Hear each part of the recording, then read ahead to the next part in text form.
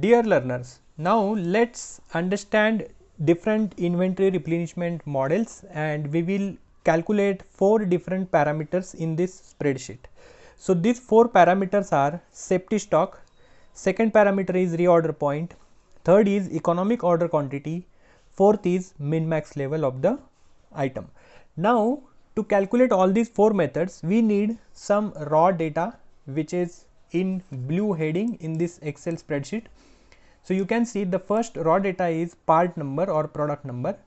Second raw data is average lead time of the product in days. So this is nothing but when we place order and when we receive the product, that means how much time in days is required, that is calculated as an average considering previous receipts of the product. Then we need last 12 months sales and demand data. So you can consider this as a sales data of last 12 months.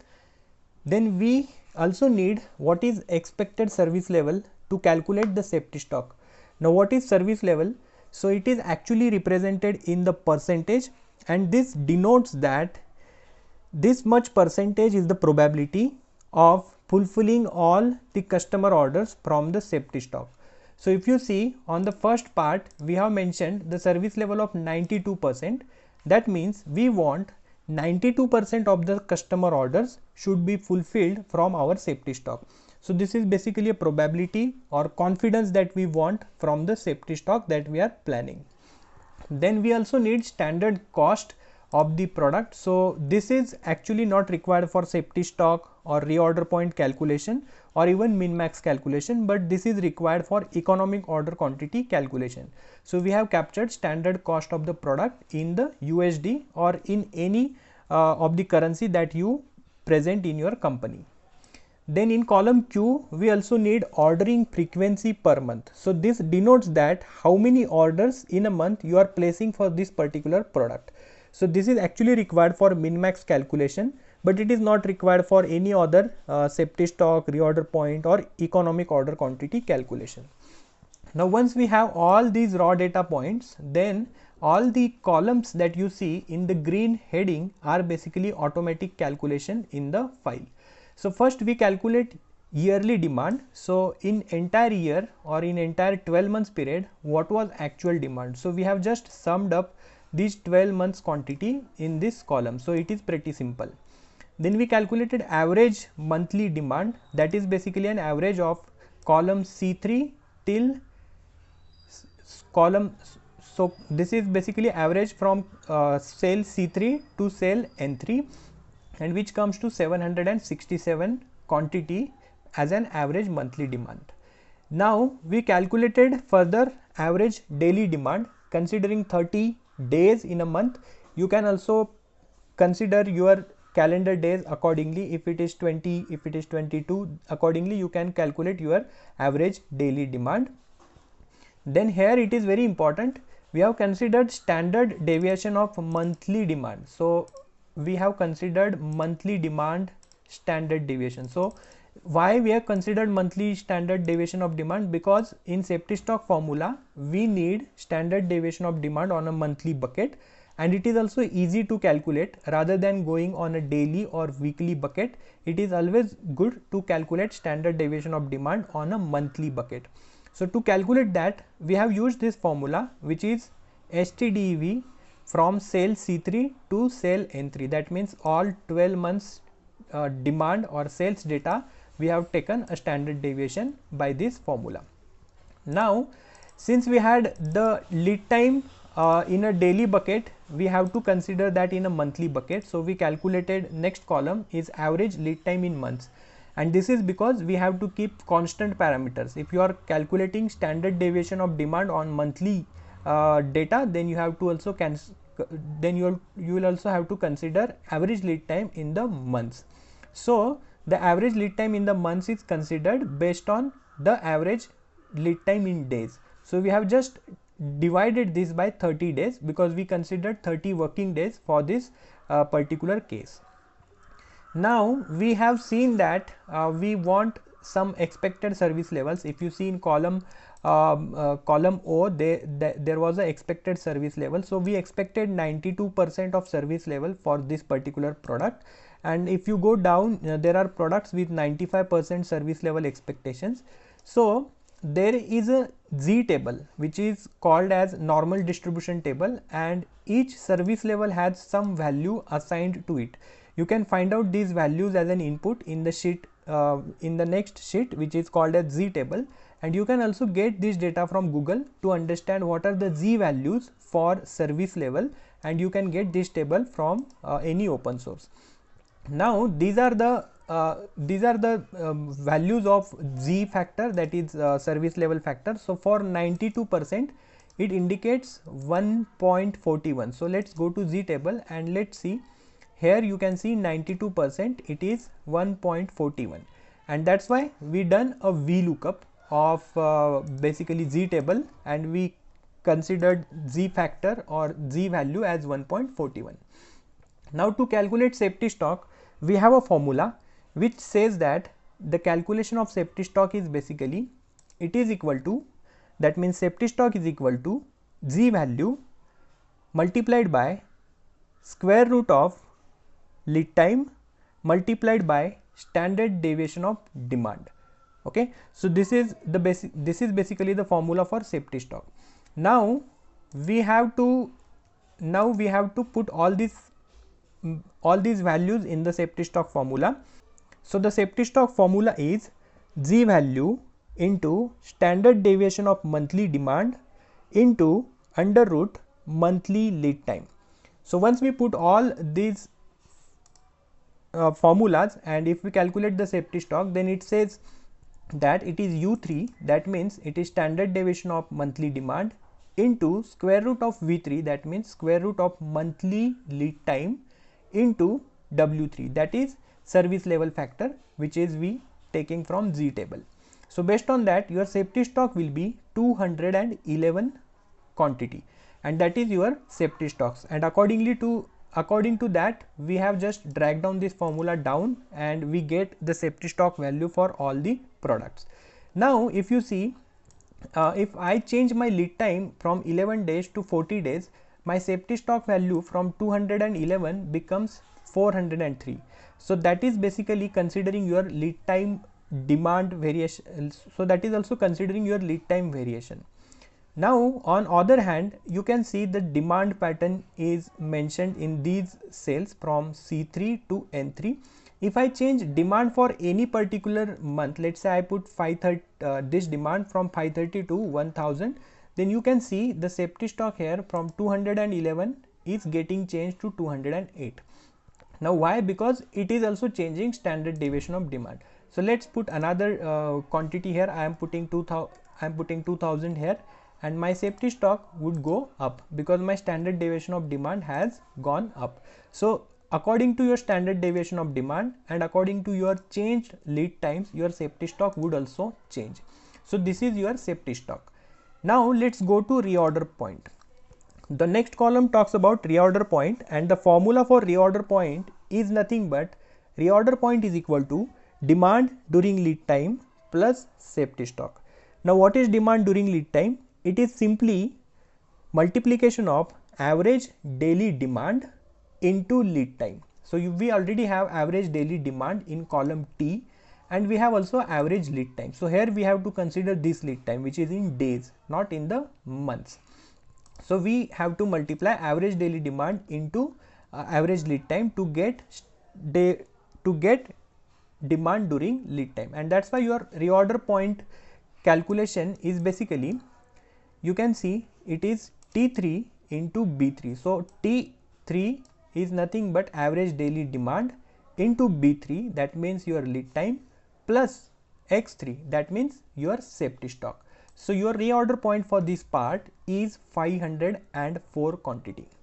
Now this is reorder point. So as soon as your inventory goes or reaches to 504 quantity or goes below 504 quantity, the order will be triggered for the next replenishment, and this order would be of certain quantity. Now what that quantity would be? So to understand that quantity, we have considered economic order quantity as a method, because economic order quantity is basically a method which is balancing your holding cost, your ordering cost and your storage cost. So that's why economic order quantity method is used. So this tells that as soon as your stock goes below 504 quantity, the order for 271 quantity will be released. Now how to calculate economic order quantity? So the formula for economic order quantity is equal to under root 2 D O divided by H. Now here D is nothing but annual demand, which we have already calculated in column R, into O. O is nothing but our order cost per order. Now to calculate ordering cost per order, we need to understand multiple factors. So let's go to the sheet 2, that is inputs. Now you can see that here ordering cost refers to the expenses that are associated with placing an order for new inventory items. This cost can include administrative expense, transportation cost, communication charges, and any other expenses incurred when replenishment is done. Now to calculate this ordering cost, we have considered some assumptions. So let's assume cost for procurement. So the first cost is cost for procurement person's wages. So we have considered $1,000 per month is the wage of a procurement person. Then telephone and electricity expense to cover this ordering process is basically $100 per month. Procurement systems or ERP systems subscription charges, you can consider $50 per month. So the total of these all becomes $10,150 per month. Now you can also add your cost, whatever is coming to your company based on multiple cost factors. Now let's assume that a person places around 310 orders per month, and that's why basically if we divide 10,150 divided by 310, then per order cost is $33. So accordingly this is coming as $33. So you can see ordering cost, the input that you will have to put is $33. Now this input you will have to put based on your company, based on your company's current ordering cost, and you have to calculate your company's or current ordering cost based on multiple ordering factors that you consider. So here we have assumed some example to do that.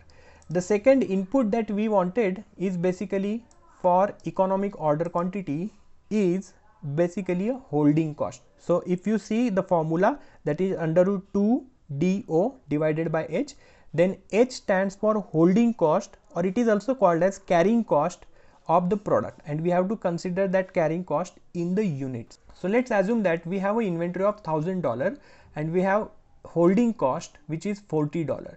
That means it is basically a 4% of my inventory value, and that's why I consider or I assumed 4% of my standard cost of inventory as the holding cost. Now what is holding cost? Inventory holding cost, which is also called as carrying cost. It refers to expenses associated with holding the inventory over a specific time period. This cost includes various expenses including warehousing cost, insurance cost, storage, handling, obsolescence, and other opportunity cost in the inventory. So you can consider your inventory holding cost in percentage to your inventory value, and that is why we have taken the standard cost in column P. So what I am saying here is, so 4% of my cost is inventory carrying cost. That means for the first part, that means the value is 218 into 4%. So my holding cost per unit is $8.72 US.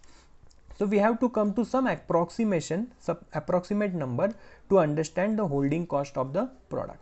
And accordingly, according to this formula, that is under root 2 D O divided by H, the calculation of economic order quantity is done in column Z.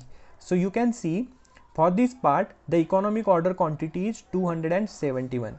So if I order 271 quantity on my supplier, this will be economic for me in terms of ordering cost, holding cost, and carrying cost. So this is the economic order quantity method. Now let's go to the min and max calculation. So we already seen that min max is basically widely used in vendor managed inventory.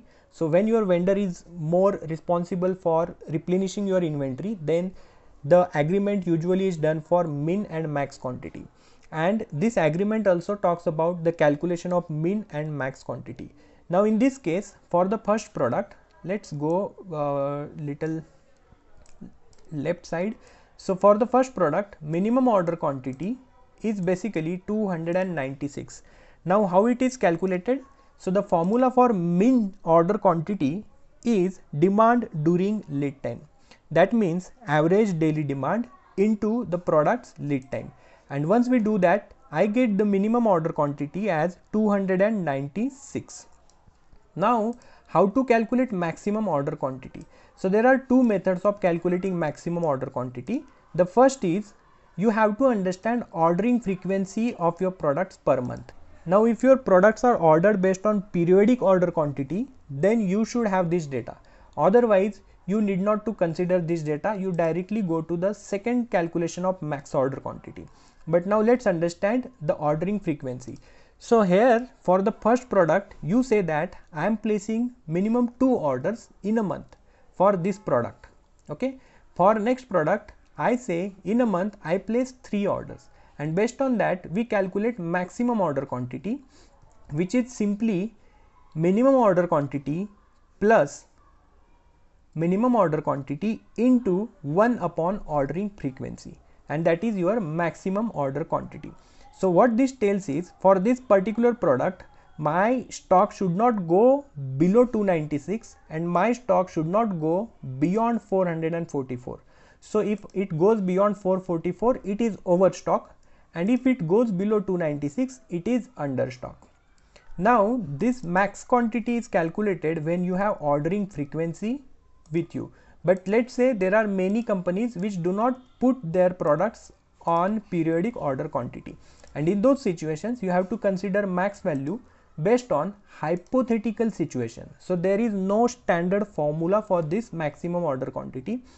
So here what I have considered is, whatever is my min order quantity, then my maximum order quantity is equal to 125% of my minimum order quantity. You can also take 150% based on your business nature. So I have considered hypothetically 125% of my minimum order quantity is my maximum order quantity, and accordingly this formula tells me that this is my maximum order quantity.